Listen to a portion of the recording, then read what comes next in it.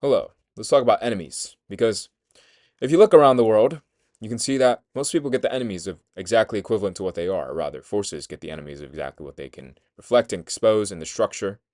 And you realize when you look at certain companies, they have enemies like other companies. When you look at men like Andrew Tate, you realize the entire world is his enemy, or rather, weightless men are his enemy because they're all weightless. They don't have any weight, they don't have any masculinity, they don't have any consequence, and he exposes that. When you look at men like Elon Musk, it's the same phenomenon, except it's scaled up to companies, institutions that hate him for allowing things to be said, free speech.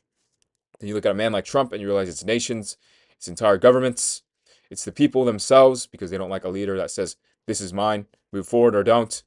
Then you realize the final enemy itself is not just one man or a face or a leader or a nation or a government or this. It is an entire structure. It is humanity itself.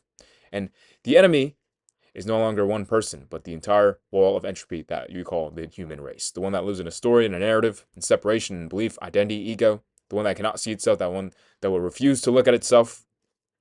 So all I can say is this, because men have enemies that are other men and companies and things run by other men, but fate has an enemy that is the entire structure, the entire wall of delay, the entire horror of seeing the entire species for what it is. And the truth is they will resist until the very end. Why do you think they resisted Aaron? Why do you think they called him the devil Paradis? Why do you think they declared war against him? Because they knew he was the reflection of what they are. Because the devil was never out there. The devil was in the one who was looking in the mirror, and that's humanity, the one who refuses to look at the mirror.